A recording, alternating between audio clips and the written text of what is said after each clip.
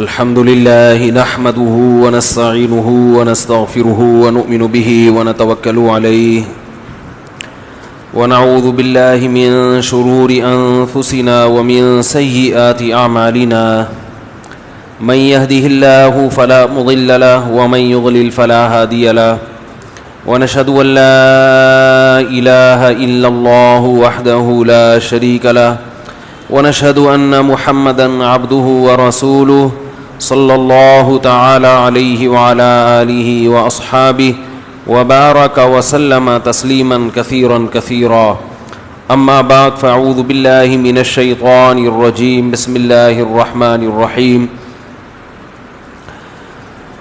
يا أيها الناس إن كنتم في شك مما أنزلنا على عبدنا صحیح پڑھ رہا ہوں بھائی ان کنتم فی ریب مما نزلنا علی عبدنا فأتوا بسورة من مثله وادعوا شهداءکم من دون اللہ ان کنتم صادقین۔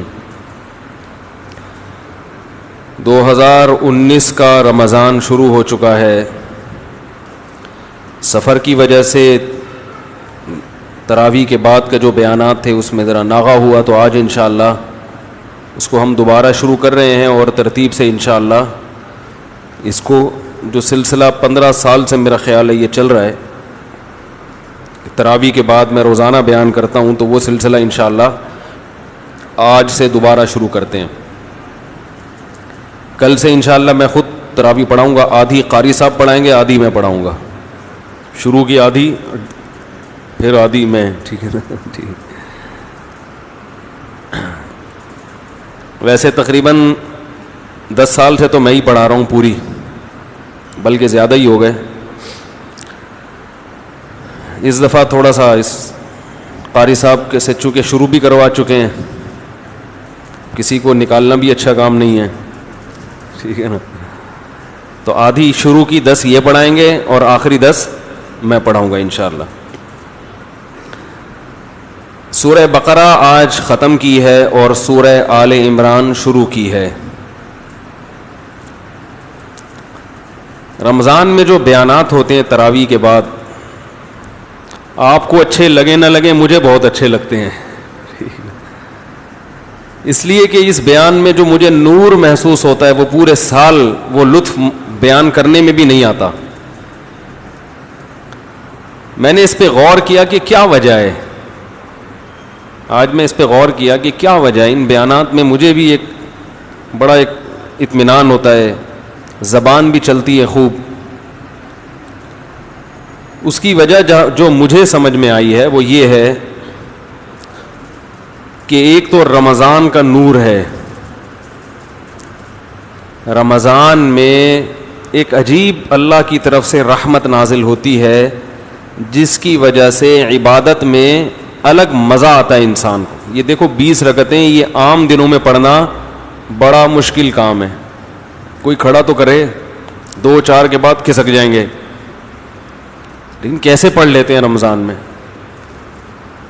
اور لمبی لمبی رکعتیں ہوتی ہیں، پھر دن بھر کا روزہ ہوتا ہے، تو اس سے سننے والوں میں طلب پیدا ہوتی ہے، سننے والوں میں ایک طلب پیدا ہوتی ہے، تو اس طلب کا بولنے والوں پہ اثر پڑتا ہے، بولنے والے پہ۔ دوسری بات یہ کہ بیان کرنے کے لیے جو قرآن پڑھا جاتا ہے نا تراویح میں، وہ قرآن سے مواد بہت ملتا ہے بات کرنے کے لیے، اور ہوتا سارا قرآن ہی ہے وہ۔ میرے جو عام بیانات ہوتے ہیں جمعہ اور اتوار کے، اس میں لوگوں کی کالز آئیں، یہ ہوا تو پتہ چلا کہ اچھا یہ ضرورت ہے معاشرے کی، یہ ہے، لیکن یہ جو بیان ہوتا ہے یہ الحمد سے لے کے والناس تک پورے رمضان ہم کیا پڑھتے ہیں؟ تراویح، قرآن پڑھتے ہیں، اور قرآن سننے کے بعد پڑھنے کے بعد فوراً اسی پر بات شروع ہو جاتی ہے۔ تو چونکہ اللہ کا بیان پہلے ہو چکا ہوتا ہے نا تراویح میں، تو اس کی ایک برکات ہوتی ہیں، تو وہی بیان میں پھر ڈیلیور کر دیتا ہوں، تو ایک ذہن بنتا ہے کہ اللہ ہم سے کیا چاہتے ہیں۔ یعنی یوں کہہ سکتے ہیں کہ اس بیان میں زیادہ تر قرآن بیان کیا جاتا ہے، تو وہ ایک الگ نور ہے اس کا، خیر جو بھی وجہ ہو, ہمیں آم کھانے سے مطلب ہے, پیڑ گننے سے مطلب نہیں ہے. لوگ بھی کہتے ہیں مولوی صاحب کبھی جنگل میں بیٹھ کے شیر دکھا رہے ہیں, کبھی اصلاحی باتیں کر رہے ہیں. تو اچھا ہے, ایک ٹیکنیکل قسم کا ایسا مولوی بھی ہونا چاہیے نا. کیا خیال ہے بھائی, جو کبھی جنگل میں چیتا دکھا رہا ہے. ہم نے ابھی جنگل میں دیکھا اتنے بڑے کچھوے زندگی میں کبھی نہیں دیکھے. وہ ویڈیو میں آپ کو صحیح نظر نہیں آ رہے تھے, اتنے بڑے بڑے کچھوے, کمبخت 200 سال پرانے کچھوے. ان پہ انگریزوں نے ان کی عمریں لکھی ہوئی ہیں, ہر سال ایک نمبر بڑھا دیا جاتا ہے. گوروں نے 194 سال پہلے جو کچھوے پیدا ہوئے تھے نا, ان پہ عمر لکھنا شروع کی. 1 سال کا ہو گیا, 2 سال کا ہو گیا, 3, تو آج چل رہا ہے 194 سال. 194 سال کا کچھوا. تو آپ کو وہ کچھوا دکھایا, لوگ کہہ رہے ہیں ادھر کچھوا دکھا رہے ہیں, اب قرآن کی تفسیر بیان کر رہے ہیں. یہ کیسے ٹیکنیکل قسم کے, تو برداشت کر لیں. کیا خیال ہے, یوں سمجھ لیا کریں کہ ذائقہ تھوڑا سا چینج ہو رہا ہے, ٹھیک ہے نا, چینج ہو رہا ہے. تانا نہ دیا کریں, طنز نہ کیا کریں. آج امام صاحب نے سورہ بقرہ ختم کی ہے اور سورہ آل عمران شروع کی ہے. سورہ بقرہ میں بہت سارے احکامات اللہ نے بیان کیے. جب میں سن رہا ہوتا ہوں دل چاہتا ہے کہ ایک ایک آیت کا ترجمہ کر کے بتاؤں, ایک ایک آیت کا. اتنا مزہ آ رہا ہوتا ہے, اور تکلیف بھی ہو رہی ہوتی ہے کہ ہمارے پاس ہمارے رب کا اتنا اچھا کلام موجود ہے, اتنے اچھے قانون موجود ہیں, اسے چھوڑ کر ہم کہاں جا رہے ہیں؟ یورپ کی اندھی تقلید, انگریزوں کی اندھی تقلید. جب بھی لبرل لوگوں کے خلاف کوئی بات کرو نا, ایسے چبھتی ہے ان کو. ابھی میرا ایک کلپ چلا ہے فیس بک پر کہ ایک بندے نے کہیں نکاح کیا اور پھر اس بیچارے نے بنی نہیں, تو وہ اس کو میں نے بتایا کہ بھئی دیندار سے نکاح کرو تو پھر بہتر ہوتا ہے. آپ کو بھی تو زیادہ ماڈرن کی تلاش تھی نا, تو اب بھگتو. تو اس پہ کمنٹس کیا آئے ہیں, اس مولوی کو شادی کے علاوہ کوئی بات آتی نہیں ہے. دیکھو کہاں کی کہاں لگا رہے ہیں. اب کچھ میرے خلاف کہنے کو ملا نہیں ہے تو اس مولوی کو بس یہی اور گندے گندے الفاظ. اصل بات یہ ہے کہ ایسا لگتا ہے کہ آپ کی دم پہ مولوی نے پاؤں رکھ لیا ہے, تو اچھل رہے ہیں. اب آپ کو اپنا بغض اگلنے کا طریقہ یہی ہے. یہ مت دیکھو کہ مولوی شادی کے علاوہ کوئی بات کر رہا ہے کہ نہیں کر رہا ہے, یہ دیکھو کہ بات صحیح کر رہا ہے یا غلط کر رہا ہے. اس کو نہیں دیکھیں گے بات صحیح کر رہا ہے کہ غلط کر رہا ہے. دوسرا, ہم اس کلچر میں جو اچھی چیزیں ہیں اس کی تعریف بھی کرتے ہیں, لیکن جو بری چیزیں ہیں اس کی برائی بھی بیان کرتے ہیں. لیکن کچھ لوگ اس کلچر پہ ایسا ایمان لا چکے ہیں اور ان کے دلوں میں علماء کا ایسا بغض ہے کہ اس کلچر کے خلاف ایک لفظ بھی وہ سننا پسند نہیں کرتے.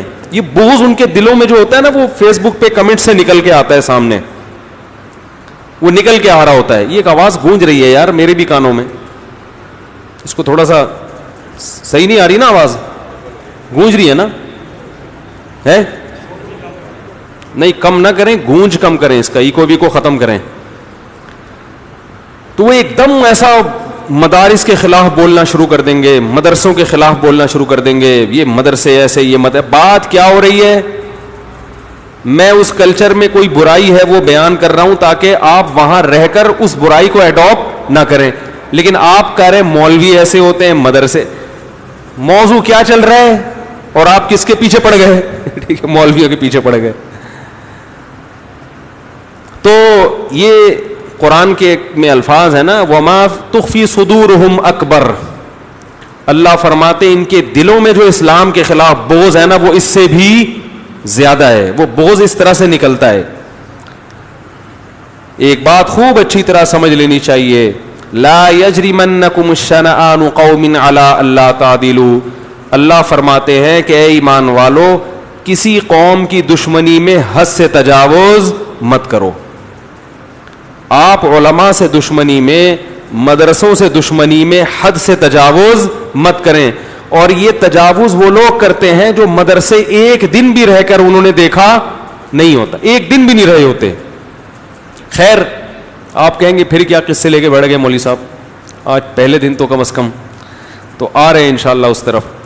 تو اللہ تعالیٰ نے جی ابھی جو امام صاحب نے سورہ بقرہ کی تلاوت کی, ایسے پیارے احکام, ایسے پیارے احکام, ایک ایک حکم کا صرف ترجمہ ہوتا چلا جائے اور مسلمان اس کو فالو کرنا شروع کر دے, اتنا خوبصورت معاشرہ وجود میں آئے گا کہ دنیا ہی میں جنت کے مزے آنا شروع ہو جائیں گے.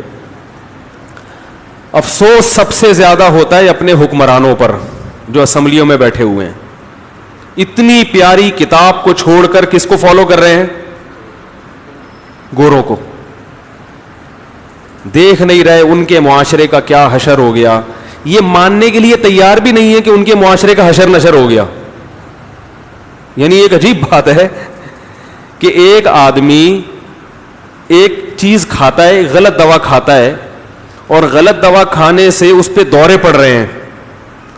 دوسرا مریض بھی وہی دوا کھاتا ہے, تو آپ کہتے ہیں یار نہیں کھاؤ, اس کا حال دیکھو کیا ہو گیا, اس کو یقین نہیں آ رہا, تو آپ لے جا کے دکھاتے ہیں دیکھو کیا حال ہو گیا. وہ کہتے ہیں تو ٹھیک ہے بالکل. اس کا مطلب آپ کی عقل بالکل ہے بھائی, آپ بالکل ہی پاگل ہو گئے ہیں. آپ کیا ہو گئے ہیں؟ بالکل سیٹنگ کیا ہو گئی ہے, آؤٹ ہو گئی. کہ جو تباہ شدہ معاشرہ ہے اس کی تباہی آپ کو نظر نہیں آ رہی. ترقی ترقی ترقی, یعنی یہ تو ایک اور ایک دلیل ہے کہ اتنی ترقی کے باوجود جو تباہ ہو گیا ہو. تو سوچو ترقی نہ ہوتی تو کیا ہوتا. اس معاشرے کی کامیابی کی دلیل دی جاتی ہے کہ دیکھو کتنے ترقی یافتہ ہیں, یہ دلیل ہے کہ وہ کتنے کامیاب ہیں. میں کہتا ہوں اتنے ترقی یافتہ ہو کے بھی ناکام ہیں, یہ دلیل ہے کہ ان کے پاس کامیابی کا کوئی راستہ نہیں ہے. یہ دلیل ہے بہت بڑی, اتنا کچھ ہو کے بھی ناکام زندگی. یہ کوئی زندگی ہے؟ کتے پالنا کوئی زندگی ہے؟ اولاد سے محبت کیوں نہیں ہے بھائی؟ باپ سے محبت کیوں نہیں ہے؟ ماں سے محبت کیوں نہیں ہے؟ کیوں کتے پہ اتنا دل اپنا لٹا رہے ہو؟ ابھی ہم گئے, آپ نے دیکھی ہوگی ایک ویڈیو, مسائی قوم جو جنگلی قوم ہے, دیکھی ہوگی نا یوٹیوب پہ. میرا چینل ہے مفتی طارق مسعود اسپیچز کے نام سے, اس کو سبسکرائب کر لیں تو تھوڑا سا ثواب ملنے کا چانس ہے انشاءاللہ. اس میں ہم نے جنگل کے جنگلی انسانوں کی لائیو ویڈیو دکھائی کہ وہ جنگل میں رہتے ہیں, کیا کھاتے ہیں, مردار کھاتے ہیں. اور میں تو زیادہ ان کی وہاں نہیں وہ کر رہا تھا, میں نے کہا کوئی ترجمہ نہ کر دے. ان کے ہاتھ جیب میں ہر وقت خنجر بھی رہتا ہے, اور جو شیر کو مار سکتے ہیں اس کے لیے مولوی تو کوئی مسئلہ ہی نہیں ہے نا, پکا کے کھا جائیں, ہم کہاں جائیں گے بھائی. تو لوگوں کے میسج بھی آ رہے تھے کہ یہ بڑی خطرناک قوم ہے, پکا بھی سکتی ہے. تو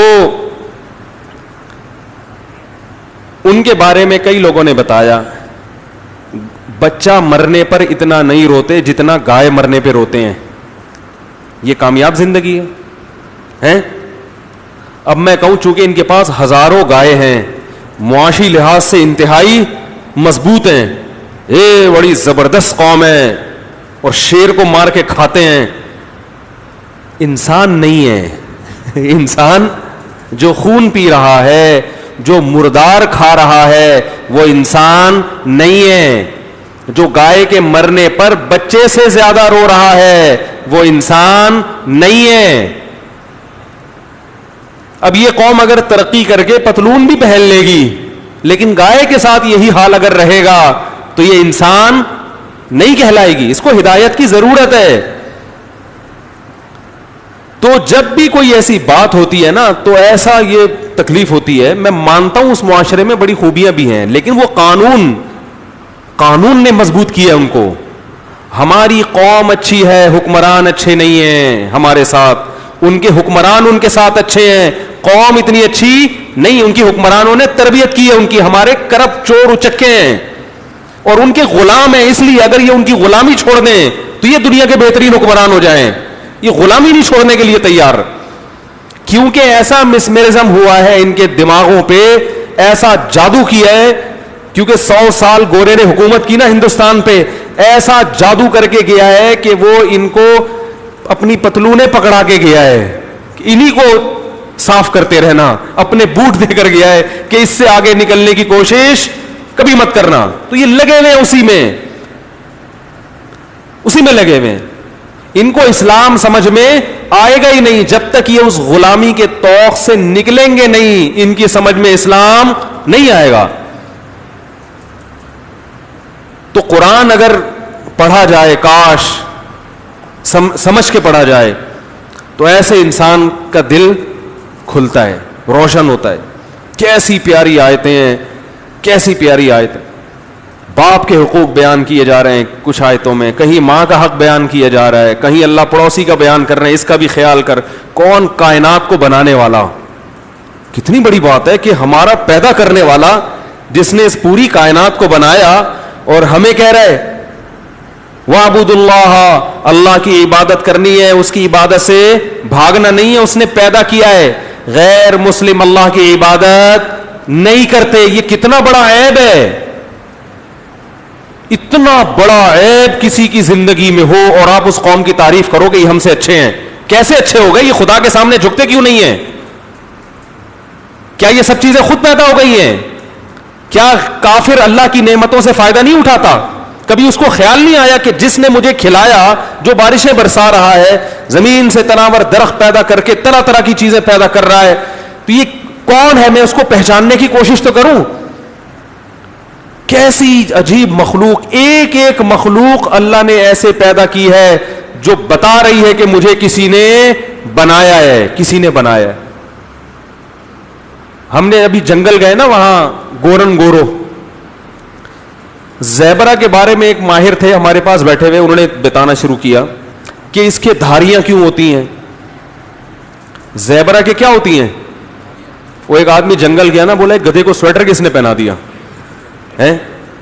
یہ دھاریاں خود بخود بن سکتی ہیں, اور ان دھاریوں کے پیچھے کچھ مقاصد ہیں. قدرت نے بلا وجہ یہ زیبرے کو دھاریاں, بولو بھائی, بلا وجہ نہیں دی, وہ ایسا ہی اتفاق سے, یہ اتفاق سے دھاریاں پیدا ہو گئیں اس کے. کسی سائنسدان کی سمجھ میں اتنی سی بات نہیں آئی آج تک. بھائی آپ تو جہاز بناتے ہو, آپ نے تو راکٹ بنا لیا, آپ نے تو ایٹم کو توڑ کے الیکٹران, پروٹون, نیوٹران کو الگ کر دیا, اتنی باریک تحقیق آپ کے پاس ہے, یہ سمجھ میں نہیں آ رہا کہ اس گدھے کو سویٹر کس نے پہنا دیا بھائی جنگل میں, اور بلا وجہ نہیں ہوا. قدرت کے ہر کام کے پیچھے کوئی نہ کوئی حکمت ہے. جو کام اتفاقی ہوتے ہیں وہ حکمت سے خالی ہوتے ہیں. میں حیران ہو گیا جب زیبرے کے بارے میں جو اس کی دھاریوں پر ہم نے اسٹڈی کیا اور گوروں ہی کی تحقیقات پڑھی, تو انسان کہتا ہے اللہ واقعی بہت بڑا ہے, اور یہ خود بخود یہ چیزیں وجود میں نہیں آ سکتی. اس کی دھاریاں ہمارے فنگر پرنٹس کی طرح ہیں. کسی ایک زیبرے کی دھاری دوسرے سے ڈیزائن, بولو بھائی, نہیں ملتی, اور اسی سے زیبرے ایک دوسرے کو پہچانتے ہیں. اس کی دھاریاں اسے جانوروں سے بچاتی ہیں, آنکھوں کو کنفیوز کرتی ہیں, شیر کو کنفیوز کر دیتی ہیں. اللہ نے اس کے دفاع کے لیے کیا رکھا ہے؟ اس کے دفاع کے لیے, کیونکہ اس کی رفتار ہرن جیسی نہیں ہے. ہرن کو اللہ نے تحفظ کے لیے اسپیڈ بہت دے دی کہ تیرے کوئی دھاریاں نہیں ہے, اسپیڈ ہے تیری, بھاگ. اور شیر کو کہا تو بھی پنجہ آزما, کبھی تو جیتے گا کبھی وہ جیتے گا, جنگل کی زندگی برقرار رہے گی, تیرا بھی پیٹ بھرے گا, اور ہرن بھی ایک حساب سے رہیں گے جنگل میں. زیبرا اتنا موٹا ہے کمبخت, وہ ہرن کی طرح, بولو بھائی, بھاگ نہیں سکتا. اس کو اللہ نے دھاریاں دی ہیں جو جانوروں کی آنکھوں کو کیا کرتی ہیں, نظر ٹکانے نہیں دیتی. ایک مکھی ہے جنگل میں جو زیبرے کا خون چوستی ہے, بیمار کرتی ہے. وہ مکھی کنفیوز ہو جاتی ہے زیبرے کی دھاریوں کی وجہ سے, وہ حملہ نہیں کر پاتی اس پہ. کیسا ڈیفنس کا اللہ نے, زیبرے کو خود بھی پتا نہیں ہے کہ میرے پیدا کرنے والے نے ڈیفنس کا کیسا. ڈارون نے پتا کیا چھوڑی تھی لمبی. ڈارون سے جب یہ پوچھا گیا کہ یہ جو ہے دھاریاں, یہ کالی پیلی, یہ کیسے بن گئی اتنی خوبصورت, اور یہ چیتے کے ایسے خوبصورت, اس نے کہا کہ ممکن ہے یہ کسی زمانے میں ایسے جگہ بیٹھتے ہوں جہاں دھوپ بھی پڑتی ہو اور چھاؤں بھی. لوگوں کے ذہن میں ایک سائنسدان کا ایک وہ بیٹھا ہوا ہے کہ جو کچھ کہہ دیں وہ پتھر پہ لکیر ہے. کیا سائنسی تھیوری بدلتی نہیں ہے؟ کیا ایسا نہیں ہوا کہ کتنی تھیوریز ایسی ہیں سائنسدانوں کی جس کو وہ چینج کر چکے ہیں؟ اور دوسری بات یہ کہ ایک تھیوری ہوتی ہے, ایک ریسرچ ہوتی ہے. ڈاروین کے جو نظریہ ہے وہ تھیوری ہے, وہ تحقیق نہیں ہے, لیکن اس کو تحقیق بنا کے بیٹھے ہوئے ہیں صرف اس لیے کہ اپنے پیدا کرنے والے کو نہیں ماننا, کیونکہ مانو گے تو پھر جھکنا پڑے گا اس کے سامنے, پھر یہ پوچھنا پڑے گا اس نے کیوں پیدا کیا, پھر یہ ماننا پڑے گا اس کے پیغمبر بھی ہے نہیں ہے, اس کے کیا حکام ہے. تو بڑا اچھا حل اس کا یہ ہے کہ اللہ کو جڑ سے نکال دو, یہ خود بخود. اب زیبرے کا دیکھو, اس کو دھاریاں اللہ نے دی, اسپیڈ کم دی ہے, اسپیڈ تھوڑی کم دی, لیکن ڈیفنس کے لیے. کچھوے کو تو اسپیڈ دی نہیں ہے, کچھوا جو ہے اس بیچارے کی تو رفتار ہے ہی نہیں, تو اس کے تو جنگل کے جانوروں نے بیچارے کی واٹ لگا دینی تھی. اس کے پیچھے تو شیر آتا تو وہ کہاں تک چل سکتا تھا کچھوا؟ بہت مشکل ہے سمجھانا بھائی. چل سکتا ہے وہ؟ اس کے تو پہیا لگا کے دھکا دینا پڑتا. کیا خیال ہے, یہ پیچھے کوئی سلنڈر لگانا پڑتا راکٹ کی طرح جو گیس خارج کرتا اور کچھوا آگے سے. لیکن اللہ نے دنیا کا سست ترین جانور کچھوا کو بنایا. سب سے لمبی زندگی کس کو دی ہے؟ کچھوے کو. ہم دیکھ کر آئے 200 سال پرانے کچھوے. میں تو کہا ان سے دم کرواؤ بھائی, بزرگ ہیں یہ, حقیقت ہے. اور انہوں نے بتایا 300 سال پرانا بھی ہے.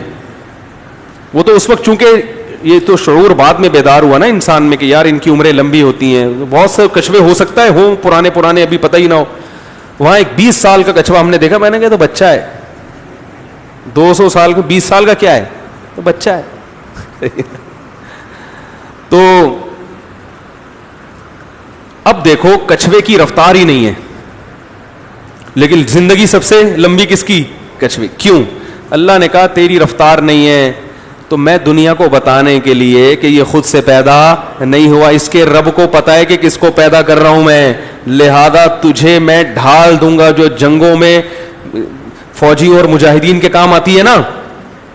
بھائی وار کرو تو آگے سے ڈھال ہونی چاہیے نا, تیرے پاس ایسی خاندانی ڈھال ہوگی, ہاتھی بیٹھ کے چائے پیے گا یہاں بیٹھ کے اور تجھے جو بھی نہیں رہیں گے. کچھوا کیا کرتا ہے, جب کوئی جانور آتا ہے شکار کرنے, کچھوا سے بھاگا نہیں جاتا, تھوڑا سا بیچارہ چلتا ہے. جب کچھوے کو اندازہ ہو جاتا ہے کہ میں نہیں جا سکتا تو کچھوا خول کے اندر جا کے گرا لیتا اور مذاق اڑاتا ہے, بولتے اب کر لے جو کرنا ہے تو نے. اب وہ جانور جو ہے نا ایسے شاعروں کی طرح بیٹھ جاتا ہے کہ یار یہ جب نکلے گا باہر تو میں حملہ کروں گا. کچھوے کے پاس ٹائم بہت ہے, جانوروں کے پاس ٹائم, کیونکہ ان کی عمریں تو 5 سال 10 سال ہوں گی نا. وہ کہہ رہا ہے یار آدھی زندگی تو میری اسی کے انتظار میں لگ جائے گی, یہ منہ کب باہر نکالے گا ہے. اور کچھوے کو پتا ہے میرے پاس ٹائم کم, ابے بھائی اس کو تو پتا ہے میں 250 سے 300 سال آرام سے رہ لوں گا, تو اگر 15-20 سال بھی میں اس میں رہ گیا کوئی پرابلم. کیا خیال ہے؟ ٹائم کم نہیں ہے کچھوے کے پاس. وہ کہہ رہے کر لے بھائی تو کرنا ہے. اب وہی ہے نا کہ جیسے کوئی دشمن آپ کے گھر آ جائے اور آپ کنڈی لگا کے بیٹھ جائیں, دشمن کھڑا کھڑا انتظار کرے گا, وہ کہے گا کہ یار کبھی نہ کبھی تو نکلے گا نا. لیکن کچھوا کہتا ہے میرے پاس مجھے کوئی جلدی نہیں ہے, میں 200 سال بھی اندر آرام سے رہ سکتا ہوں, تو 4-5 سال میرے اوپر ضائع کرے گا, جا کے ادھر ہرن ورن کا تلاش کر. تو وہ تھوڑا سا پھر منڈی باہر نکال کے کچھوا دیکھتا ہے کھڑا ہوا ہے, شیر ہے, چلو وہ واپس. اسی دوران اگر شیر نے کچھ کر لیا تو کر لیا, تو نیچے سے بھی خول اوپر سے بھی خول, اور اتنا مضبوط خول. یہ خول بنتا ہے گھاس پھوس سے. کچھوا کیا کھاتا ہے؟ گھاس. اسی گھاس سے اس کا خون بنے گا, اسی سے اس کی آنکھوں میں بینائی آئے گی, اور اسی سے وہ خول بھی اسی حساب سے بڑا ہوتا چلا جائے گا. جتنا بڑا کچھوا اس کی ڈھال اسی حساب سے. یہ نہیں کہ کچھوا اتنا بڑا ہو گیا ڈھال زیادہ بڑی ہو گئی, یا کچھوا تو بڑا ہو گیا ڈھال چھوٹی رہ گئی. ہر چیز اسی حساب سے بڑھ رہی ہے. اسی کو اللہ قرآن میں فرماتے ہیں ذالک تقدیر العزیز العلیم. یہ جو مینجمنٹ ہے یہ خود بخود نہیں ہے, یہ بڑا زبردست غالب ہے اور جاننے والا ہے جس کا یہ انتظام ہے. تو اللہ پر ایمان لاؤ بھائی, اللہ پر ایمان لاؤ, پھر زندگی میں مزہ ہے. تو اللہ نے سورہ بقرہ میں بہت سارے حکام دیے, بہت سارے حکام, اور سارے پیارے. سب سے پہلا حکم وَاعْبُدُوا اللَّهَ يَا أَيُّهَا النَّاسِ, اے لوگو. کیسا عجیب کلام شروع ہونا ہے. اعبدوا ربکم الذی, عبادت کرو اس رب کی جس نے تمہیں پیدا کیا.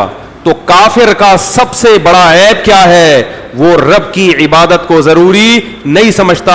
اور لبرل مسلمانوں کا سب سے بڑا عیب کیا ہے؟ وہ دنیا کے ہر کام کو کی ضرورت محسوس کرتے ہیں, پیدا کرنے والے کی عبادت کو غیر ضروری سمجھتے ہیں. تبھی آپ دیکھیں نا, یہ لوگ جو مذہب مخالف لوگ ہوتے ہیں, تعارف کروائیں گے یہ بہت اچھے آدمی ہیں, یہ ماشاءاللہ انہوں نے ملک کے لیے یہ کیا, انہوں نے پڑوسیوں کی بڑی اچھی خدمت کی, اور یہ ماشاءاللہ پڑھے لکھے ہیں اور بہت اچھے ہیں, صحت بھی ماشاءاللہ مینٹین رکھتے ہیں, بہت زبردست بہت زبردست, نماز پڑھتے ہیں. وہ ان کا ذاتی مسئلہ ہے. وہ کیا ہے؟ ذاتی. تو پڑوسیوں کا خیال کرنا بھی تو ان کا ذاتی مسئلہ ہے. کوئی نہ کرے تو بندوق پہ تھوڑی کروائے گا کوئی پڑوسیوں کا خیال کسی سے. وہ ان کا کیا ہے؟ ان کی نجی زندگی, وہ لائف ہے, وہ ان کا اپنا مرضی ہے. بھائی نماز پڑھنی ایکچولی پڑھو, نماز نہیں پڑھنی ایکچولی, یہی ہوتا ہے نا. کیا ہو گیا بھائی؟ بھائی آج کل یہی تبصرے ہوتے ہیں نا. بھائی نماز وہ تو جس نے پڑھنی ہے پڑھے, جس نے نہیں وہ تو ٹھیک ہے, دنیا کی حد تک تو ہم کہیں گے اس کو, بھائی ہم زبردستی نہیں کریں گے. لیکن آخرت میں سب سے پہلے اللہ کیا پوچھے گا؟ جس نے پیدا کیا, پڑوسیوں سے تو بڑے اچھے تھے ہیں بھائی, کتوں کے ساتھ بھی بہت اچھا سلوک کیا تم نے, راکٹ بھی بنائے, مجھے میرے سامنے کتنی مرتبہ جھکتے تھے میرے سامنے.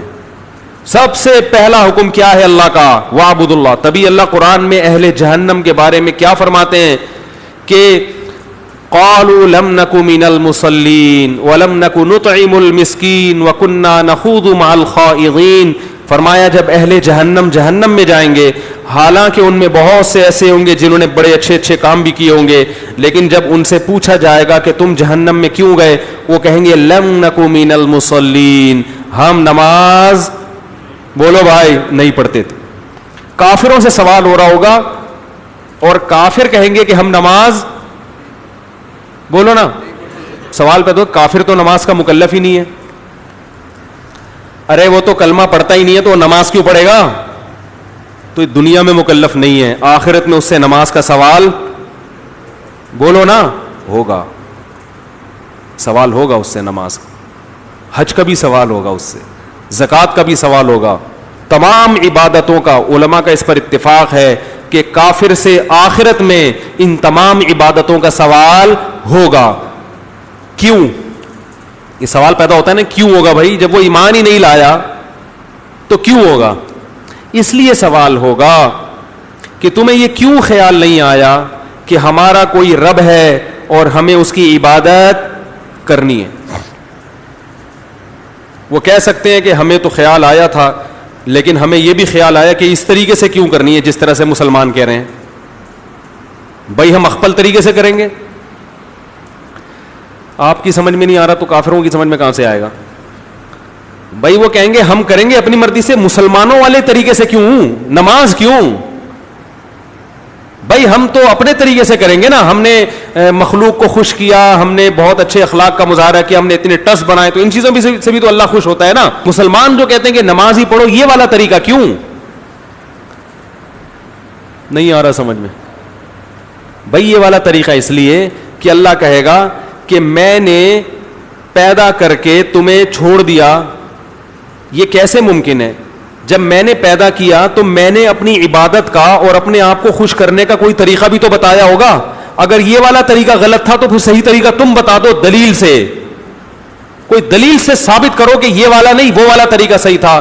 ساری دنیا کے جنات اور انسان مل کے عاجز آ جائیں گے, دلیل سے کسی اور طریقے کو ثابت نہیں کر سکتے. ہے ہی نہیں کوئی اور طریقہ عبادت کا جو نماز کا آلٹرنیٹ ہو. مجھے ایک بات بتاؤ, دنیا میں بہت ساری قومیں ہیں جو عبادت کے لیے لوگوں کو بلاتی ہیں. ان میں ایک طریقہ مسلمانوں کا ہے اذان کا, ایک طریقہ ہندوؤں کا ہے, وہ مختلف طریقے ہیں, سکھوں کے مختلف ہیں, عیسائیوں کے مختلف ہیں.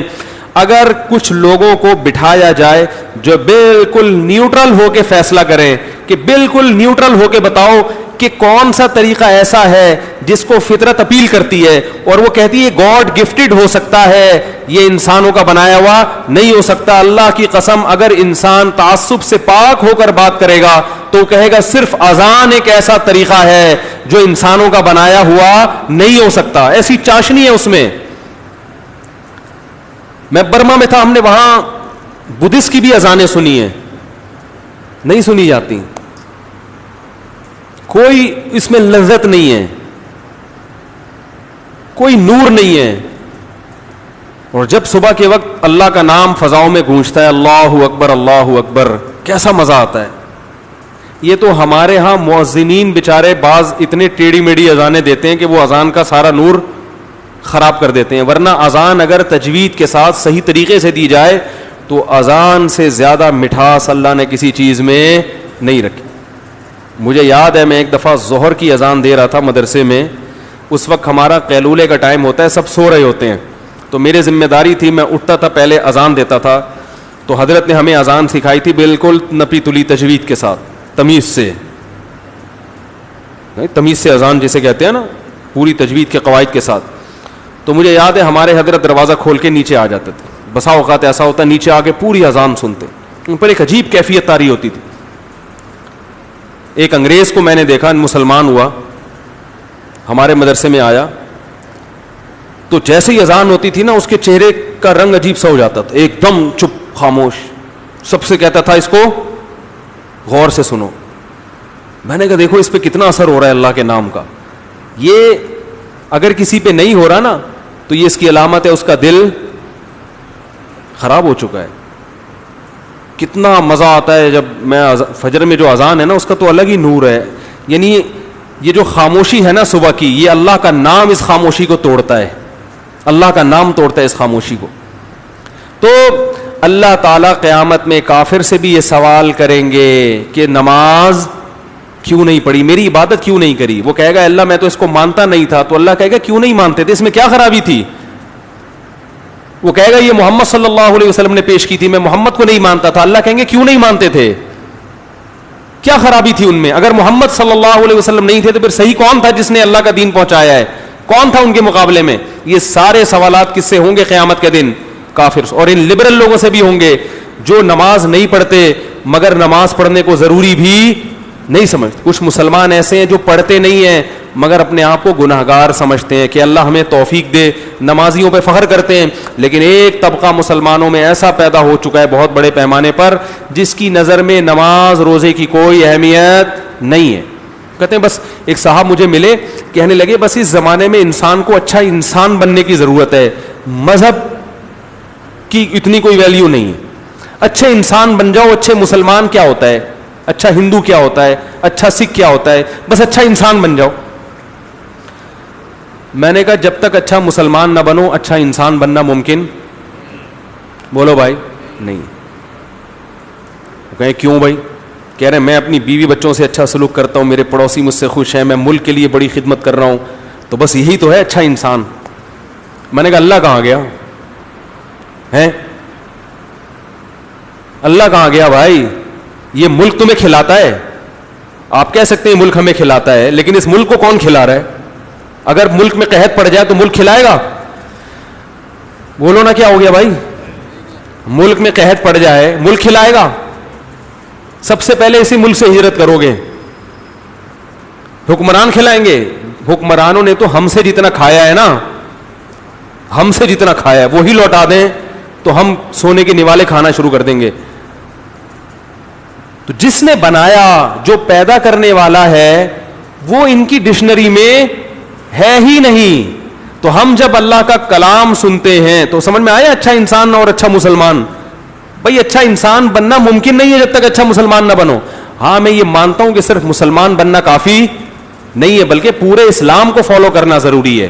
اگر کوئی مسلمان صرف نام کا مسلمان ہے, مکمل اسلام کو فالو نہیں کر رہا, تو پھر محض نام میں مسلم ہونے سے یا محض کلمہ پڑھنے سے کچھ نہیں ہوگا. تو اللہ تعالیٰ جب رمضان میں قرآن پڑھتے ہیں, سنتے ہیں تراویح میں, تو پتہ چلتا ہے کہ اللہ ہمیں کیا چاہتا ہے ہم سے. یا ایھا الناس, اے لوگو, اعبدوا ربکم, اپنے پروردگار کی عبادت کرو. ہم تمہیں کسی اجنبی کی عبادت کی طرف نہیں بلا رہے, کیوں وحشت کر رہے ہو اس سے, کیوں دور بھاگ رہے ہو؟ خلقکم, جس نے تمہیں پیدا کیا, جو کریٹر ہے تمہارا, والذین من قبلکم, تمہارے باپ داداؤں کو بھی اسی نے پیدا کیا. کیسے؟ وَإِن كُنتُمْ فِي رَيْبٍ مِّمَّا نَزَّلْنَا عَلَىٰ عَبْدِنَا, اور فرمایا ہم جو تم سے کلام کر رہے ہیں نا, یہ جو سورہ بقرہ میں آج ہم نے آیتیں پڑھی ہیں ان کا ترجمہ کر رہا ہوں, ہم جو تم سے کلام کر رہے ہیں کہ اے لوگوں میری عبادت, یہ روزہ بھی اللہ کی عبادت, نماز بھی اللہ کی عبادت, صدقہ بھی اللہ کی عبادت. غیر مسلم جو صدقہ کرتا ہے وہ صدقہ نیکی ہے, عبادت نہیں ہے. مسلمان جو صدقہ کرتا ہے زکوٰۃ کی شکل میں وہ عبادت ہے. آپ کہیں گے بھائی وہی غیر مسلم جب لوگوں کو کھانا کھلا رہا ہے تو عبادت نہیں ہے وہ, ہاں اچھا کام ضرور ہے, اس کو اپریشیٹ کیا جائے گا, لیکن یہی جب مسلمان زکوٰۃ دے رہا ہے تو یہ عمل عبادت ہے. کیوں؟ فرق کیا ہے دونوں میں؟ بہت مشکل ہے یار, کیا کریں, ایسے دیکھ رہے ہیں جیسے میں پہلی دفعہ بات کر رہا ہوں آپ لوگوں سے. ہم جب زکوٰۃ دیتے ہیں نا, یہ زکوٰۃ کیا ہے؟ عبادت ہے, اس میں عبادت کا ثواب ملتا ہے. غیر مسلم جب لوگوں کو کھانا کھلاتا ہے اچھا کام ہے مگر عبادت کا ثواب نہیں ملتا. کیوں؟ عبادت کہتے ہیں کسی ذات کے سامنے ایسا اپنے آپ کو اس کی تعظیم کرنا, یہ نظریہ رکھ کر کہ یہی میری بگڑی بھی بنا سکتا ہے اور یہی مجھے نقصان بھی پہنچا سکتا ہے. کسی ذات کے بارے میں جب آپ یہ عقیدہ رکھ کر اس کی تعظیم کریں گے تو یہ تعظیم کیا کہلائے گی؟ عبادت. ایک مثال سے سمجھاتا ہوں بات. دیکھو آپ اپنے باپ کے سامنے دو زانوں بیٹھتے ہو تعظیم سے, جیسے ہم اتحیات میں نماز میں بیٹھتے ہیں نا, یہ بھی تو تعظیم ہے نا, لیکن یہ عمل عبادت بولو نا نہیں کہلائے گا. مگر یہی عمل اتحیات میں ہم قبلہ رخ ہو کے کرتے ہیں تو یہ عمل کیا کہلاتا ہے؟ بھائی وہی بیٹھے ہوئے یوں کر کے اور ابا کے سامنے بھی یوں بیٹھے ہوئے, وہ عبادت کہلا رہا ہے, اور یہ کیا ہو گیا بھائی؟ یہ عبادت نہیں. عمل تو ایک جیسا ہے بالکل. آپ کہہ سکتے ہیں اس میں ہم اتحیات پڑھ رہے ہیں اس میں نہیں پڑھ رہے, تو چلو اتحیات کی مثال نہیں, رکوع کی مثال لے لو. آپ اپنے ابا کے سامنے یوں کر کے جھکتے ہیں, یہ عمل تعظیم کہلائے گا, عبادت نہیں کہلائے گا. لیکن ہم جب اللہ کے سامنے نماز میں رکوع میں جھکتے ہیں تو یہ رکوع کیا کہلاتا ہے؟ چاہے سبحان ربی العظیم نہ بھی پڑھے ہم, پھر بھی یہ کیا ہو گیا؟ یہ عمل عبادت بن گیا. وہی جھکنا ادھر عبادت اور ادھر تعظیم, عبادت نہیں ہے. اچھا مجھے ایک بات بتاؤ, اور یہ میں مثال سے سمجھاتا ہوں. فرشتوں نے آدم علیہ السلام کو سجدہ کیا, سر زمین پہ رکھ دیا, یہ عمل عبادت تھا؟ اگر عبادت ہوتا ہے تو اس کا مطلب اللہ نے ان کو اپنے علاوہ کسی اور کی عبادت کا حکم دے دیا نا. لیکن یہی سجدہ ہم اللہ کو کرتے ہیں تو یہ عمل کیا کہلاتا ہے؟ عبادت. تو وہی ایک ہی جیسا عمل ہو رہا ہے, ایک عمل عبادت ہے اور ایک عمل عبادت بولو نہیں ہے. فرق کیا ہے؟ فرق یہ ہے کہ جب اللہ کے سامنے ہم جھکتے ہیں تو ہمارا یہ نظریہ ہوتا ہے کہ جس ذات کے سامنے ہم جھک رہے ہیں وہ علی کل شیء قدیر ہے, وہ ہمیں نقصان بھی پہنچا سکتا ہے بغیر کسی لاجک کے اور فائدہ بھی پہنچا سکتا ہے. جس میں یہ طاقت ہے تو یہ طاقت ہمیں مجبور کرتی ہے کہ ہم اس کے سامنے سر جھکائیں, تاکہ وہ ہماری بگڑی بنا بھی سکتا ہے اور ہماری بگڑی بگاڑ بھی سکتا ہے. تو اس نظریے سے جب جھکا جاتا ہے, یہ جھکنے میں اور اس نظریے کے بغیر جھکا جاتا ہے, اس جھکنے میں زمین آسمان کا فرق ہے. یہ جھکنا انتہائی درجے کی تعظیم ہے اور اس طرح سے جھکنا انتہائی درجے کی تعظیم نہیں ہے. دیکھو لوگ اپنے ابا اماں کے بھی پاؤں چوم لیتے ہیں نا, پاؤں پہ ہاتھ لگاتے ہیں. کیوں؟ بھائی ابا ہیں, ان کی خدمات ہیں, ان کے احسانات ہیں, چلو جی ابا کے پاؤں پہ ہاتھ لگا لیے. لیکن یہی پاؤں مشرک لوگ اپنے پیروں کے بھی ہاتھ لگاتے ہیں. کیوں؟ یہ نظریہ رکھ کر کہ یہ پیر اس قابل ہے کہ اس کے پاؤں کو چوما جائے اور جھکا جائے اس کے سامنے, کیونکہ یہ مجھے بگڑی بھی بنا سکتا ہے اور یہ میری بگڑی بگاڑ بھی سکتا ہے. تو دونوں قسم کی تعظیموں میں جو جذبات ہوں گے نا آپ کے اندر کے, ان جذبات میں زمین اور آسمان کا فرق ہوگا. جب بت کے سامنے جھکا جاتا ہے تو خدا سمجھ کے جھکا جاتا ہے, کہ یہ بگڑی بنا سکتے ہیں. اور جب والدین کے سامنے کوئی ایسے جھکتا ہے, جائز تو نہیں ہے جھکنا, لیکن وہ عبادت نہیں کہلائے گا. تو عبادت کا مطلب کیا ہوا؟ میں عربی تعریف نہیں کر رہا, آسان الفاظ میں آپ کو سمجھا رہا ہوں, کیونکہ اصطلاحات میں جائیں گے مشکل. عبادت ہی جلدی سے بس اس موضوع کو سمیٹ کر آج کی بات ختم کرتا ہوں, تاکہ جو قرآن میں جگہ جگہ عبادت آئی ہے نا, یہ عبادت کا تصور دماغ میں بیٹھ جائے. تو عبادت کیسے؟ کسی کی انتہائی درجے کی تعظیم کرنا, یہ سمجھ کے کہ یہ اس کو مجھ پر قدرت حاصل ہے اور یہ جو چاہے کر سکتا ہے. اس نظریے کے ساتھ جب آپ کسی کی تعظیم کریں گے تو یہ تعظیم کیا کہلائے گی؟ عبادت. اب یہ تعظیم کبھی جسمانی ہوتی ہے, کبھی مالی ہوتی ہے, کبھی قولی ہوتی ہے. جیسے ہم کہتے ہیں التحیات للہ والصلوات والطیبات, کیا مطلب؟ قولی تعظیم بھی کس کی؟ اللہ کی. والصلوات جسمانی تعظیم بھی کس کی؟ بولنے میں کوئی گورنمنٹ نے پابندی لگائی ہے, ذرا اونچا بول لینا. جسمانی تعظیم بھی کس کی ہوگی؟ اللہ کی. والطیبات, اور مالی تعظیم بھی کس کی ہوگی؟ اللہ کی. تو پتہ چلا تعظیم کتنی قسم پر ہے؟ 3 طرح سے. مثلا آپ کسی کی تعریف کرتے ہو, آپ بہت اچھے ہو, آپ بہت اچھے ہو, آپ بہت اچھے ہو, یہ عمل عبادت نہیں ہے, کیونکہ آپ بہت اچھے ہو بس, اور کیا ہے؟ آپ بار بار کہتے رہو بہت اچھے بھائی, بہت اچھے انسان ہو, آپ تو بڑے خوبصورت ہو, آپ تو بڑے طاقتور ہو, بس. لیکن یہی سبحان اللہ الحمدللہ جب اللہ کے بارے میں کہتے ہو تو یہ عمل کیا کہلاتا ہے؟ عبادت. کیوں؟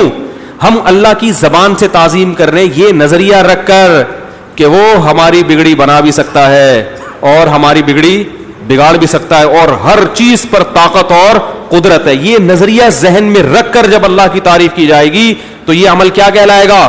عبادت. تو یہ قولی عبادت. روزہ, آپ کسی کے لیے بھوکا پیاسا رہتے ہو, لوگ ہیں نا اپنے عاشق کے لیے کھانا چھوڑ دیتے ہیں, معشوق کے لیے, عاشق غلطی ہو گئی, کھانا چھوڑ دیا, عبادت تھوڑی کہلائے گا بھائی. آپ کو ہڑتال چل رہی ہے, بھوک ہڑتال, کیونکہ آپ کو پتا ہے کمزور آدمی ہے, بس منانے کے لیے کر رہا ہوں تاکہ کچھ وقت بھوکا رہوں گا تو شاید ترس آ جائے. لیکن یہی روزہ جب آپ اللہ کے لیے رکھتے ہو تو یہ عمل کیا کہلاتا ہے؟ کیوں؟ اب آپ اس لیے نہیں رکھ رہے کہ آپ کو اس سے عشق ہے, وہ وجہ ہے لیکن وہ دوسرے درجے میں. اصل وجہ کیا ہے؟ مالک ہے, ہر چیز پر اس کو طاقت اور قدرت ہے. تو اس نے کہا کہ بھوکے رہو, تو اب ہم کیا کریں گے؟ بھوکے رہیں گے. ہاں یہ فرق ہے کہ دنیا میں جب کسی کو خوش کرنے کے لیے بھوکا رہا جاتا ہے تو اپنی مرضی سے, گھنٹے بھی آپ کے اپنے ہوتے ہیں, کتنی دیر رہنا ہے, کیا کیا چھوڑنا ہے, چپکے چپکے کیا کھانا ہے. کئی لوگ بھوک ہڑتال کرتے ہیں مگر چپکے چپکے کھا رہے ہوتے ہیں وہ. لیکن جب اللہ کو خوش کرنے کے لیے عبادت کی جائے گی تو وہ طریقہ ہی ہے جو اللہ نے بتایا, اخپل طریقہ نہیں چلے گا. تو ایسے ہی یاد رکھو کہ اسی طرح مالی عبادت بھی ہوتی ہے. آپ کسی کو گفٹ دے دیتے ہیں اس کو خوش کرنے کے لیے, یہ عبادت نہیں ہے. کیوں؟ آپ کا یہ نظریہ ہی نہیں ہے کہ یہ اس کو قدرت حاصل ہے, اس کو سلطنت حاصل ہے, یہ آپ کا بگاڑ بھی سکتا ہے اور آپ کا بگڑی بنا بھی سکتا ہے. آپ کو پتا ہے میری طرح کمزور آدمی ہے, گفٹ لے لو, خوش ہو جاؤ, خوش کریں. لیکن یہی گفٹ جب اللہ کو دیا جائے گا زکوٰۃ کی شکل میں یا اللہ کے نمائندوں کو دیا جائے گا تو کیا کہلائے گا یہ عمل؟ عبادت. اس لیے کہ اللہ کے بارے میں آپ یہ نظریہ رکھ کے یہ کام کر رہے ہو کہ وہ بگڑی بنا بھی سکتا ہے اور بگڑی بگاڑ بھی. تو ہم جو زکوٰۃ غریبوں کو دیتے ہیں اصل میں غریبوں کو نہیں دیتے, دینی کس کو چاہیے؟ اللہ کو. ارے میں آپ کو جب خوش کرنے کے لیے گفٹ دوں گا تو آپ کو دوں گا, اس کو تھوڑی دوں گا. غریب تو نہیں ہو آپ. اگر غریب ہو, فرض کر لو میں نے, مجھے بڑی محبت ہو گئی آپ سے, آپ کو خوش کرنے کے لیے میں بڑا خوش ہوا, میں نے کہا آپ سے مجھے اتنی محبت, چلو یہ لو 1,00,000 روپے, اور آپ نے ہاتھ بڑھایا, میں نے کہا یہ لو ایک. میں آپ کو خوش کرنے کے لیے کیا کر رہا ہوں؟ اگلا بولے گا دعوے مجھ سے محبت کے اور دے کس کو رائے, تو یہ کوئی بات بنتی نہیں ہے نا. تو اصل میں تمام فقہا یہی بات لکھتے ہیں کہ زکوٰۃ اصل میں دی غریبوں کو نہیں جاتی. کس کو دی جاتی ہے؟ کیونکہ اللہ نے مانگا ہے ہم سے پیسہ. من ذا الذی یقرض اللہ, کون ہے جو اللہ کو قرضہ دے گا؟ اللہ نے تو گفٹ بھی نہیں مانگا, اللہ نے کیا مانگا ہے؟ کہ بھئی مجھ سے محبت ہے, مجھے سمجھتے ہو کہ میں مال میں برکت بھی دے سکتا ہوں اور مال کو گھٹا بھی سکتا ہوں, میرے بارے میں یہ نظریہ ہے کہ میں سب کچھ کر سکتا ہوں, پیسہ نکالو, پھر دو نا پیسہ. اب جس کو ڈر ہو کہ دوں گا تو ہلاک نہ ہو جائے, اس کا مطلب تم اللہ کو علی کل شیء قدیر نہیں سمجھتے. اور اللہ کہہ رہے قرضہ دو, میں کون سا گفٹ مانگ رہا ہوں, میں واپس لوٹا دوں گا. قرضہ تو کم محبت, جس سے زیادہ محبت نہیں ہوتی وہ کہتا ہے یار میں کون سا گفٹ مانگ رہا ہوں, وہ پیسے دے دے واپس کر دوں گا, ایسا ہی ہے نا. تو اللہ قرضہ اس لیے مانگ رہا ہے کہ اللہ غفور الرحیم ہے, اس نے اپنے بندوں پر کچھ زیادہ نہیں آزمایا, اس لیے اللہ کہتے ہیں کہ مجھے گفٹ مت دو, مجھے کیا دو, قرضہ دے دو, واپس دوں گا, واپس. وہ تسلی بھی ہے اس میں. تو آپ مانگا اللہ نے, آپ پکڑا کس کو رہے ہیں, وہ محلے میں غریب ہے اس کو پکڑا رہے ہیں جا کے. وہ وسیم بھائی کی طبیعت خراب تھی, ان کے گھر بھائی کوئی وسیم بیٹھے ہو معذرت, ان کو پکڑا دیا آپ نے. وہ اس کے بیوی بھاگ گئی معذرت کے ساتھ, ٹھیک ہے, اس کا میاں گھر پہ نہیں آ رہا, اس کو پکڑا دی یار, وہ بڑا ٹینشن میں ہے, اس کا کینسر کا علاج چل رہا ہے, اس کا جناب اس کے وہ سر پہ بال نہیں اگ رہے وغیرہ وغیرہ, بہت سارے مسائل ہوتے ہیں نا. کوئی کینسر میں ہے, کوئی کسی کی ٹانگ اللہ نہ کرے ٹوٹ گئی, بہت, تو ان میں اللہ کو کہاں دے رہے ہیں ہم. تو تمام فقہا کہتے ہیں کہ زکوٰۃ کس کا حق ہے, اللہ کا, اور اللہ مانگ رہا ہے, لیکن اللہ خود سے وصول نہیں کرتا. جیسے بڑے سیٹھ لوگ ہوتے ہیں نا, وہ آپ سے پیسے مانگیں کہ بھائی تمہاری اتنی پیمنٹ بنتی ہے, وہ ذرا پہنچا دینا. سر ٹھیک ہے میں آ رہا ہوں, کہاں پہنچاؤں, میں بندہ بھیج رہا ہوں, ہے اس کو پکڑا دینا. میں کیا کر رہا ہوں, اس کے بعد رسید ہوگی میری طرف سے, وہ کارڈ ہوگا, تو وہ مجھے ہی, تو وکیل کو پکڑانا, موکل ہی کو دینا. یار بولنے پہ کوئی پابندی لگی ہے, بول دو نا, وکیل کو پکڑانا موکل ہی کو دینا کہلاتا ہے نا. تو یہاں بھی ایسا ہوتا ہے کہ اللہ نے کہا مجھے دو پیسہ, مجھے, کیونکہ جب عبادت اللہ کی ہے تو پیسہ کس کو دینا پڑے گا, اللہ کو. اللہ کے علاوہ دیں گے نہیں چلے گا, تو اللہ کو دینا پڑے گا. تو ہم نے کہا اللہ ہم پیسے لے کے گھوم رہے, کدھر دیں بتا, تو اللہ نے کہا میں آسمان سے زمین پہ نہیں آ رہا, ادھر فلاں علاقے میں جاؤ, فلاں علاقے میں جاؤ, جن کے پاس پرچیاں ہوں گی ان کو دے دو. اللہ وہ پرچی کیا ہے, تو اللہ کہیں گے یہ علامتیں ہیں. وہ علامتیں یہ ہیں کہ جس کے پاس 52.5 تولے چاندی کے برابر بھی پیسے نہیں ہیں, ہیں بھائی تقریباً 45,000 بنتے ہیں آج کل, اتنے پیسے بھی نہیں ہیں, کوئی اضافی پلاٹ بھی نہیں ہے, سونا بھی نہیں ہے, چاندی بھی نہیں ہے, تو اس کو جا کے پکڑا دو. وہ میرے نمائندے ہیں جو زمین میں, بولو بھائی, گھوم رہے ہیں. اور پھر جب اس کو دو گے تو شکریہ نہیں مانگنا اس سے. انما نطعمکم لوجہ اللہ لا نرید منکم جزاء ولا, تھینک یو کی توقع مت رکھنا کہ وہ, کیونکہ شکریہ تو اس کا ادا ہو جس کو دیے تو مجھے ہے, تم نے, تو میں دوں گا, اس سے نہیں مانگنا. ارے بھائی کیسے سمجھائیں یار, کیونکہ جب سیٹھ صاحب کو آپ نے پیسے دینے تھے, سیٹھ نے بندے کو بھیجا کہ جا بھائی اس نے میرے پیسے دینے ہیں, اتنے عرصے سے کھا کے بیٹھا ہے, جا لے کر آ اس سے. تو جب وہ بندہ آئے گا, آپ اس کو پیسے پکڑائیں گے, وہ آپ کا شکریہ تھوڑی ادا کرے گا, کہے گا مجھے تھوڑی, آپ نے تو سیٹھ کو دیے, وہ سیٹھ نے مجھے وکیل بنایا ہوا تھا تو لے گیا. تو آپ تو سیٹھ ہی کو بندہ سمجھ کے دے رہے ہو نا اس کو. کیا خیال ہے؟ اب سوال پیدا ہوتا ہے کہ غریبوں کو اللہ نے اپنا وکیل کیوں بنایا. غریبوں, جہاں جتنے بھی غریب لوگ بیٹھے ہوئے ہیں ان کے لیے خوشی کی باتیں کر رہا ہوں میں یہاں پہ. غریبوں کو اللہ نے اپنا نمائندہ کیوں بنایا؟ اس کا فقہا نے بڑا پیارا جواب دیا ہے. فقہا لکھتے ہیں کہ اللہ نے ہر ایک سے وعدہ کیا ہے, وما من دابۃ الا علی اللہ رزقها, اللہ کے ذمے پیمنٹ ہے بہت سے لوگوں کی, ٹھیک ہے نا. اللہ نے ہر ایک سے وعدہ کیا کہ سب کو روٹی کھلاؤں گا, سب کو رزق دوں گا. تو غریبوں کی بھی ذمہ داری کس نے لی ہے؟ اللہ نے. تو جیسے سیٹھ صاحب نے کسی کی پیمنٹ کرنی ہو, ہے بھائی, اور آپ نے سیٹھ صاحب کو پیمنٹ کرنی ہو, تو سیٹھ صاحب کیا کہتے ہیں, بھائی میری طرف سے فلاں بندہ آئے گا, ڈائریکٹ اسی کو کر دینا کیونکہ مجھے بھی اسی کو کرنی ہے. تو یہ میں اپنی ذمہ داری پوری کر رہا ہوں کہ جو پیسے میں نے, جو سیٹھ صاحب نے اس بندے کو دینے تھے, سیٹھ صاحب کہہ رہے ہیں یار میں براہ راست مجھ سے دینے کے بجائے جاؤ میرے پیسے فلاں کے ذمے بنتے ہیں, اس سے جا کے وصول کر لو. تو اس میں شکریہ والا تو کوئی چکر آئے گا ہی نہیں. کیا خیال ہے بھائی؟ ہم بھی, اللہ بھی ہمارا شکریہ ادا نہیں کرے گا کیونکہ اللہ نے ہمیں دیا ہے. اللہ کہے گا جتنا میں نے دیا اس میں سے 2.5% واپس کر دو بس, اور وہ بھی قرض کے طور پر. تو اللہ پر بھی ہمارا احسان نہیں ہے.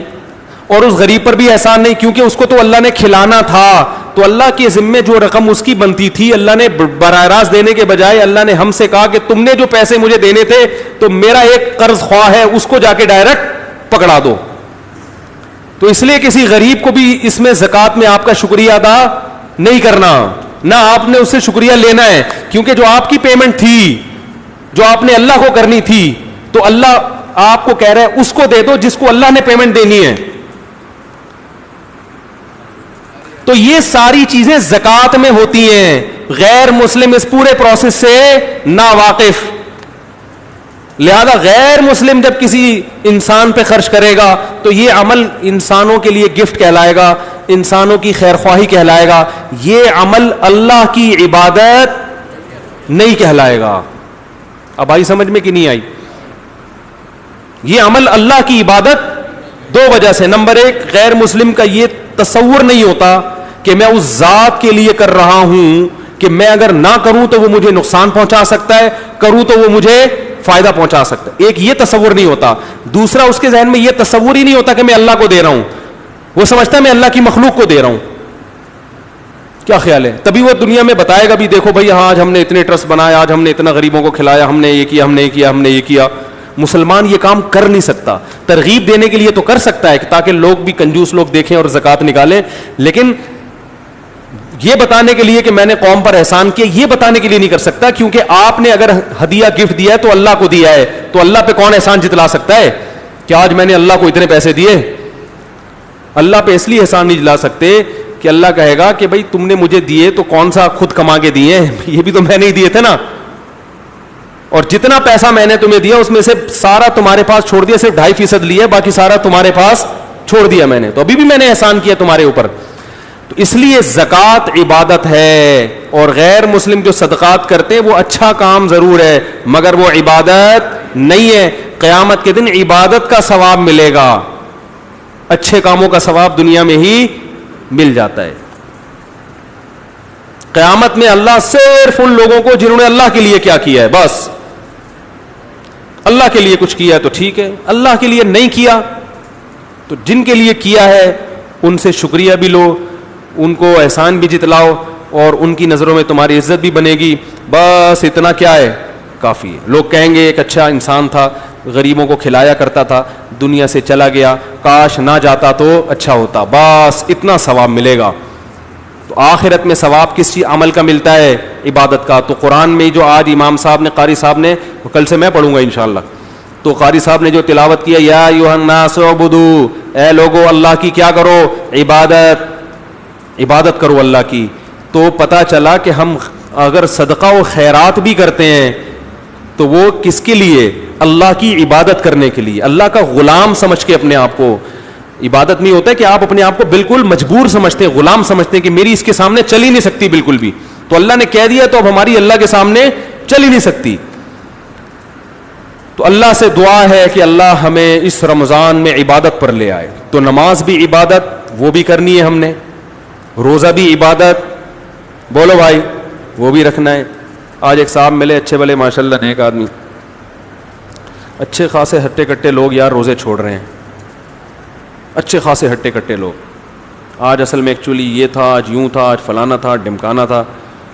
اللہ سے ڈرنا چاہیے, پورے سال اللہ کھلا رہا ہے, اور کتنی خوبصورت عبادت ہے روزہ. تو ٹھیک ہے سارا دن تھکا آ رہا ہوتا ہے, لیکن افطاری میں کیش اجر ملتا ہے, کیش اجر ملتا ہے. اتنی تھکاوٹ میں افطاری میں لذت کتنی زبردست ہوتی ہے. تو رمضان تو مسلمان کا نور ہے, اپنے گھروں کو بھی اس نور سے روشن کریں. رمضان میں جتنے غیر مسلم مسلمان ہوتے ہیں نا, ان کا پورا ریشو ایک طرف ریشو, اور پورے سال جو مسلمان ہوتے ہیں وہ ریشو ایک طرف. کیوں ہوتے ہیں؟ یہی منظر دیکھ کے کھینچتا ہے رمضان غیر مسلموں کو اسلام کی طرف, اور مسلمان دین سے دور ہوتا چلا جا رہا ہے, روزے کھا رہا ہے. اور جناب آج یہ ہو گیا تھا, آج آفس میں کام زیادہ تھا, آج اصل میں ایکچولی باس کا موڈ آف تھا, آج مجھے یہ تھا, آج امتحان ہے. تو آخرت کا بھی تو ایک امتحان ہے. تو رمضان میں روزے بھی رکھنے ہیں ٹائٹ طریقے سے, خاندانی طریقے سے, ٹھیک ہے, اور نماز والی عبادت کو بھی بولو بھائی زندہ کرنا ہے. اور مال جو روکڑا جسے کہا جاتا ہے آج کل کی زبان میں, وہ بھی اللہ کے لیے خرچ کرنا ہے, کیونکہ ہم جب اللہ کو دیں گے اس نیت سے کہ اللہ کو قرض دے رہے ہیں. بھائی جو سیٹھ آدمی قرض مانگ رہا ہو نا محلے میں, اس کو تو سب جا کے قرضہ دیتے ہیں, بولتے ہیں آج اس کو ضرورت پڑی ہے اس کو دو, کیونکہ اس کے پاس پیسہ تو بہت ہے, کل ہمیں ضرورت پڑے گی تو یہ ٹھیک ٹھاک دے گا. دیکھو غریب آدمی کی مدد کرتے ہوئے لوگ ڈرتے ہیں کہ اس کمبخت کی معذرت, کمبخت یعنی لوگ جس کو کمبخت سمجھتے ہیں, غریب کمبخت نہیں ہوتا, یعنی لوگوں کے ذہن میں یہ ہوتا ہے کہ اس کمبخت کو پیسے دے بھی دیے تو یہ کرے گا کیا میرا. تو دنیا دار آدمی تو کہتا ہے کہ یار اس کو کیا, علاقے کے ناظم بیمار ہو سب عیادت کے لیے جاتے ہیں نا, کونسلر بیمار ہو جائے سب جاتے ہیں عیادت کے لیے, سب فون کر کے خیریت پوچھتے ہیں, اس لیے کہ بھائی اس کی خیریت پہ بڑا ثواب ملے گا دنیا میں, کیونکہ یہ ٹھیک ہوگا تو یہ بڑا نوازے گا, اس کے بعد پیسہ بہت ہے, آج اس کو ضرورت ہے دے دو, تو وہاں تو سب کرتے ہیں. تو بھائی یہی اللہ کے بارے میں سوچ لیا کرو, اللہ سے بڑا ستار اور اللہ سے بڑا خزانوں کا مالک کوئی بھی نہیں ہے. وہ کہہ رہا ہے کہ دو مجھے قرضہ, اور یہ بھی قرضہ مانگ رہا ہے جیسے گویا اللہ کو ضرورت ہو. قرضہ تو وہ مانگتا ہے نا جسے ضرورت ہوتی ہے, تو گویا اللہ کہہ رہے ہیں مجھے ضرورت ہے کیونکہ بہت سارے لوگوں کو میں نے روزی. یہ سب فرضی چیزیں ہیں جو ہمیں سمجھانے کے لیے اور ہمیں ابھارنے کے لیے اللہ نے بیان کیے ہیں کہ گویا قرضہ تو یہ ہوتا ہے کہ بھائی مجھے بڑی سخت ضرورت پڑ گئی ہے. قرضہ تو جب لیا جاتا ہے نا, حال کہہ رہے ہیں کہ مجھے بڑی شدید ضرورت ہے پیسوں کی, بہت ساری مخلوق ہے, میں نے وعدہ تو کر لیا سب سے کہ سب کو رزق دوں گا, لیکن بہت سارے لوگ بھوکے تڑپ رہے ہیں, وہ کیا کہیں گے اللہ تو نے ہم سے وعدہ کیا دے نہیں رہا. تو اللہ مالداروں سے پیسہ مانگ رہے ہیں, نکالو پیسہ نکالو, مجھے قرض چاہیے فی الحال دے دو, میں پھر بعد میں جب دے دوں گا کوئی مسئلہ نہیں ہے, ابھی تو دو نا. اور ہم یہاں کنجوس بن کے بیٹھے ہوئے ہیں, کیوں دوں, میرا پیسہ میں نے کمایا کیوں دوں, تو دے دو میرے بھائی اللہ کو. لوگ کہیں گے کہ نام تو اللہ کا لیا جا رہا ہے, چندہ مولانا لوگ لیتے ہیں. تو مولانا کو نہ دو, آپ اپنے سب سے پہلے قریبی رشتہ دار کو دو. اور مولانا اگر مانگ رہا ہے, اگر فراڈی ہے تو نہ دو, اگر فراڈی نہیں ہے تو اپنے لیے تو نہیں مانگ رہا نا, وہ تو غریبوں کے لیے مانگ رہا ہے. تو جس پر اعتماد ہے, سب سے پہلا تو صدقے کا محل کیا ہے, اپنے قریبی رشتہ دار, خود ان کو پیسے دیا کرو. اور رشتہ داروں میں تو اگر کوئی غریب نہ بھی ہو تو بھی لفافے میں پیسے ڈال کے دے دیا کرو اس کو, کیونکہ رشتہ دار کو ہدیہ دینا اس میں ڈبل ثواب ہے. نبی نے فرمایا کہ ایک تو صدقے کا ثواب ملے گا, دوسرا رشتہ داری جوڑنے کا ثواب. اسلام میں کتوں سے محبت کا حکم نہیں ہے, اسلام میں رشتے جوڑنا, انسانوں کے رشتے, کتوں پر محبت کا نہیں احسان کا حکم ضرور ہے. یہ نہیں کہ کتوں سے آپ کتا پنا شروع کر دیں جا کے, ہاں وہ کہے گا میں تو کتا ہوں, تو نے بھی کتا پنا شروع کر دیا. کتوں کا خیال کریں, کوئی بیمار ہو تو علاج کریں. نبی نے فرمایا ایک پیاسے کتے کو پانی پلایا تو اللہ نے اس کے گناہوں کو معاف کر دیا. احسان ضرور کریں, محبت کتوں سے بھی کرنے میں حرج نہیں ہے, لیکن زیادہ کس سے ہونی چاہیے, انسانوں سے, ٹھیک ہے نا. جانور سے بھی محبت ٹھیک وہ ہو جاتی, گدھا بھی پالو گے تو محبت ہو جاتی ہے اس سے, لیکن پہلے کون ہے؟ تو اسلام کہتا ہے رشتہ داری, جگہ جگہ رشتہ داری, خونی رشتے, بھائی بہن کے رشتے, باپ ماں کے, ماموں خالہ پھپھی, یہ رشتے جوڑنے ہیں رمضان میں. تو ان کو کھلائیں, اور کھلانے کا طریقہ کیا ہے؟ لفافے میں پیسے ڈالے, بھائی کو گفٹ, یہ لو بھائی. وہ پہلے تو بے ہوش ہو جائے گا, وہ بولے گا پتہ نہیں امام مہدی تو نہیں آ گئے کہیں, کیونکہ آج ہمارے یہاں یہ رواج ہی ختم ہو گیا. بہن کو پیسے پکڑا دو, چلو پیسے نہیں دیتے یار, اس کی وراثت دے دو اس رمضان میں. جو حضرات بہنوں کی وراثت کھا کے بیٹھے ہیں, صرف اتنا کر لینا اس رمضان میں کہ ان کی وراثت ان کے ہاتھ میں پکڑا دیں, تو بھی بڑی بات ہے. اللہ کا حکم سمجھ کے کہ اللہ نے عورت کی وراثت کھانے سے, بولتے کیوں نہیں, یہ بولنے میں بھی ڈر لگ رہا ہے, وراثت کھانے سے منع کیا ہے. دے دو, دل بڑا رکھو, دینے والا اللہ کو پسند ہے, بھیک مانگنے والا اللہ کو پسند نہیں ہے. تو ہمارے نبی سے زیادہ غریب کون ہوگا, لیکن حضرت عائشہ فرماتی ہیں رمضان میں سخاوت کا دریا بن جایا کرتے تھے. تو ہم بھی تھوڑا سا سخاوت کا دریا بن جائیں, اپنے غریب رشتہ دار کو لفافے میں چپکے سے جا کے پیسے بولو پکڑا دیں. اور اگر زکاتیں نکالنی خاندان میں کوئی غریب مارکیٹ میں مل ہی نہیں رہا تو پھر ٹھیک ہے, آپ مسجد کے جو بھی آپ کے امام ہوں جو قابل اعتماد ہوں ان کو بھی جا کے آپ دے سکتے ہیں, کیونکہ ائمہ کرام یا علماء کے عوام سے روابط ہوتے ہیں. تو روابط کی وجہ سے ان کو پتہ ہوتا ہے کہ کہاں کہاں ضرورت زیادہ ہے, ان کے ذریعے بھی تقسیم کی جا سکتی ہے. قابل اعتماد اگر ٹرسٹ ہو, اور قابل ٹرسٹ ہو تو اس کو بھی دیا جا سکتا ہے. ہر طرح ہر جگہ دینا, مدارس کو بھی دینا چاہیے. لبرل لوگ تو کوشش کر رہے ہیں ان مدارس کی ایسی کی تیسی کر دیں. حکومت نے بڑی سخت پابندیاں لگائی ہیں مدرسوں کو چندہ دینے والوں پر. اکاؤنٹ میں مدرسوں کے پیسے آتے ہیں تو پوچھ گچھ شروع ہو جاتی ہے. تو حکومت تو چونکہ لبرل ہے, یہ جو بیوروکریسی میں لوگ گھسے ہوئے ہیں ان کو تو مذہب سے کوئی واسطہ نہیں ہے. انہوں نے تو یہ سمجھ رکھا ہے کہ ہم مریں گے نہیں, سارے مزے دنیا میں ہی کر کے جائیں گے. تو یہ تو مدرسوں کو کبھی پنپنے نہیں دیں گے. ہمیشہ دینی مدارس کی حفاظت عوام نے کی ہے جن کو مذہب سے محبت ہے. تو اگر یہ اکاؤنٹ میں نہیں دینے دیتے, آپ مدرسوں میں جائیں, خود وہاں جا کے پیسے پکڑائیں تاکہ ہمارے مدرسوں کے یہ جو باغ ہیں یہ ہمیشہ اسی طرح پھل دیتے رہیں, ہمیشہ پھل دیتے رہیں, اور یہاں سے علماء پیدا ہوتے رہیں جو امت کی صحیح رہنمائی کرتے ہو. اور بات بتاؤں آپ کو, میرے ابھی کافی ملکوں کے سفر ہو گئے ہیں. بر صغیر کے مدارس کے علماء جو پوری دنیا میں کام کر رہے ہیں, بہت جاندار, بہت شاندار کام ہے الحمدللہ. میں مانتا ہوں اور بھی علماء کر رہے ہیں, لیکن جو زور آور اور جتنا مضبوط کام الحمدللہ انڈیا, پاکستان, بنگلہ دیش اور برما کے علماء کا نظر آیا ہمیں, اتنا مضبوط کام نظر نہیں ہو رہا ہوگا. میں نے کون سا کہہ رہا ہوں کہ میں مریخ تک پوری دنیا دیکھ کر آیا ہوں, تو لیکن نظر نہیں آتا اتنا جاندار, بہت جاندار کام. اور اگر کام ہو بھی رہا ہے تو وہ لبرل پنا اس میں زیادہ ہے. بغیر داڑھیوں کے لوگ بیٹھے ہوئے ہیں, وہ یعنی ٹھیک ہے وہ ان کا اپنا ذاتی عمل ہے داڑھی کٹانا, لیکن جب ایک بغیر داڑھی کے کوئی عالم تقریر کرے گا تو لوگ کے ذہن میں نہیں آئے گا کہ اگر اسلام اتنا اچھا ہے تو خود کیوں نہیں فالو کر رہے, خود کیوں داڑھی نہیں رکھ رہے ہیں بھائی. تو مطلب یہ چیز سمجھ میں آنے والی نہیں ہے. تو آپ کو جب نبی کے چہرے سے نفرت ہے, آپ کو سمجھ میں نہیں آ رہی نبی کی صورت, تو وہ لوگ کیا فالو کریں گے اس کو. داڑیاں نہیں ہیں اماموں کی, عجیب ڈریسنگ بھی ان کی عجیب سی ہے, تو وہ پھر مزہ نہیں آتا. پھر الحمدللہ بر صغیر میں علماء 99% الحمدللہ دنیا میں جہاں بھی جاتے ہیں تو ان کا ڈریس بھی کیا ہوتا ہے, شریعت کے مطابق. ہاں فرقواریت بھی ہے, وہ مانتا ہوں میں, فرقواریت بھی ہے, لیکن وہ فرقواریت علماء کی وجہ سے نہیں ہے, جاہلوں کی وجہ سے ہے. جاہل لوگ علماء کا لبادہ اوڑھ کر یوٹیوب پہ بولو بھائی بیٹھ جاتے ہیں. اجماعی مسائل کے خلاف جب آپ چلیں گے تو علماء رد میں تو کہیں گے نا. پھر دیکھو اختلاف کون پھیلاتا ہے, جو اختلاف میں پہل کرتا ہے. جواب دینے والے کو فرقہ پرست نہیں کہتے. جو بحثیں امت میں ختم ہو چکی تھیں ان بحثوں کا جب آپ نے دوبارہ اچھالا ہے, تو اب جب ہم جواب دیں گے تو جواب دینے والا فرقہ پرست نہیں کہلائے گا, ان بحثوں کو اچھالنے والا فرقہ پرست کہلائے گا. لبرل لوگ یہ بات نہیں مانتے, وہ دونوں طرف کے طبقے کو کہتے ہیں دیکھو لڑ رہے ہیں بیٹھ کے, یہ دیکھو لڑ رہے ہیں. بھائی گلی میں دو آدمی لڑ رہے ہوں, ایک نے دوسرے کو مکہ مارا تو دوسرا دفاع تو کرے گا نا. آپ نے دونوں کو جیل میں بند کر دیا, لڑ رہے ہیں.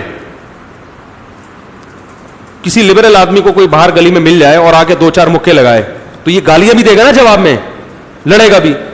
اور تیسرا آدمی کا دیکھو کہ انسان ہے, ہمیں سکھاتے ہیں سلو سے رہو اور خود لڑ رہے ہیں, تو وہ اس وقت وہ کیا کہے گا, وہ کہے گا بھائی میں نہیں لڑ رہا, لڑ یہ رہا تھا, میں تو جواب دے رہا ہوں.